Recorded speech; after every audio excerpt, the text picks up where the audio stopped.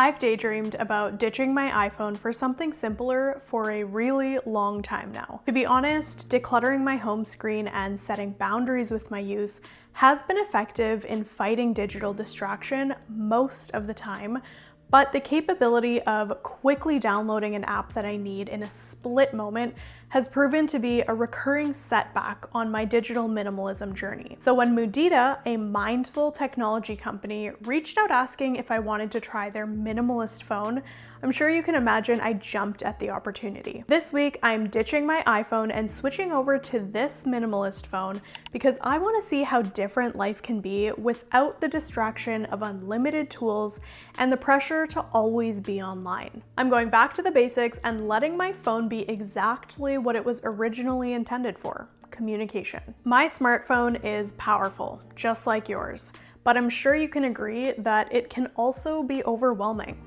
Between group chats, app hopping, and the constant pull of my productivity tools, I know that I could be more present than I currently am throughout the day. I wasn't looking to unplug entirely this week. I just wanted to see how it would feel to be more intentional with how I use technology. That's what drew me to this minimalist phone. It's not trying to replicate your smartphone, it's asking you to rethink your relationship with it and ultimately be more mindful. This is the Mudita Kompakt, a minimalist phone with a 4.3-inch e-ink screen that looks and feels like paper. It's glare-free, gentle on the eyes, and even readable outdoors on the lowest brightness setting.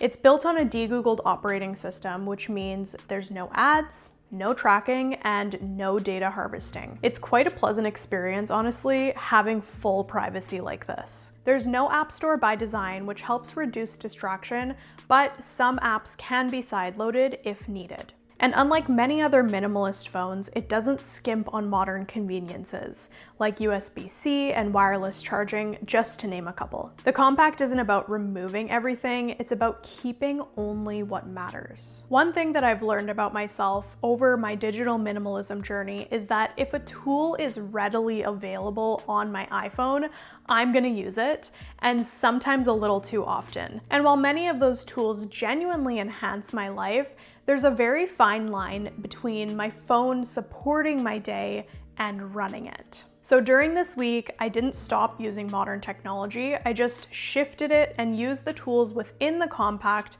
to complement my regular workflow. I added important events to the calendar in my Kompakt and kept a running to-do list within the Notes app just in case I wanted to quickly refer to it throughout the day. To make sure I wasn't just replacing phone time with laptop time, which could have been very easy, I scheduled one morning and one evening session to check and update apps like AccuFlow, Notion, Slack, email, and Poshmark. The Kompakt helped me offload some of that digital clutter, and in doing so, it just made my days feel more spacious and grounded. Throughout the week, I kept my normal routines, but used the Kompakt to support them in a calmer and quieter way.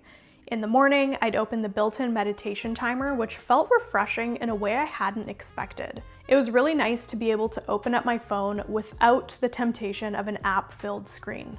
Keeping the phone in offline plus mode throughout this morning time was also really helpful because it guaranteed I wasn't going to be interrupted with notifications throughout my morning routine. When we went to a new area, I used the offline map for directions, and it was great. There was no internet needed. It was just a straightforward tool that worked.